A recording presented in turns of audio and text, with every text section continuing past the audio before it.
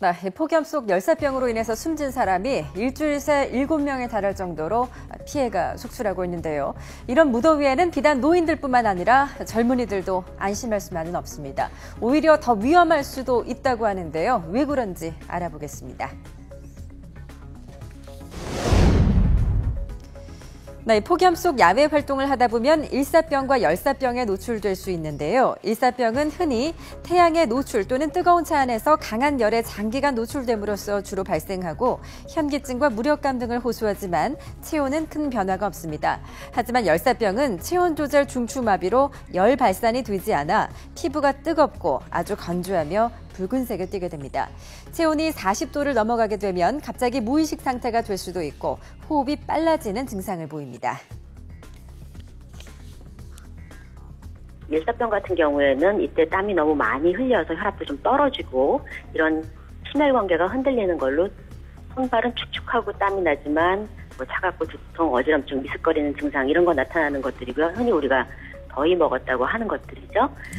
반면에 여기서 조금 더 진행하면 혈압을 유지하기 위해서 땀도 흘리기 어려워지고요. 예. 그렇게 되면서 체온이 점점 올라가서 정상적인 화학 반응 이런 것들이 잘 안 일어나면서 예. 정년이나 의식소실 사망에까지 이르게 될 수 있는 거죠.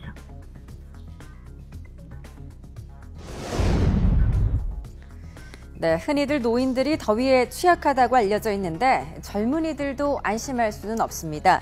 오히려 더위로 인한 환자가 급증하는 온도는 노인들에 비해 젊은이들이 1도 정도가 더 낮습니다.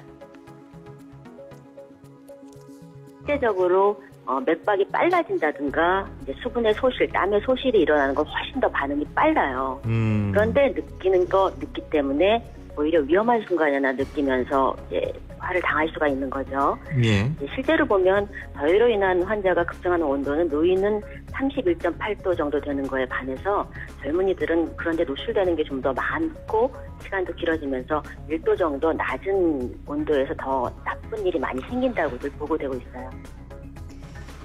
네, 젊은이들이 오히려 햇볕에 장시간 노출되면 맥박이 빨라지는 것도 빠르고 또 근육이 더 많기 때문에 근육의 긴장도도 증가하면서 혈압이 급격히 올라갑니다. 그러면서 뇌출혈이 온다든가 뇌경색이 올 위험이 훨씬 높아진다는 설명입니다.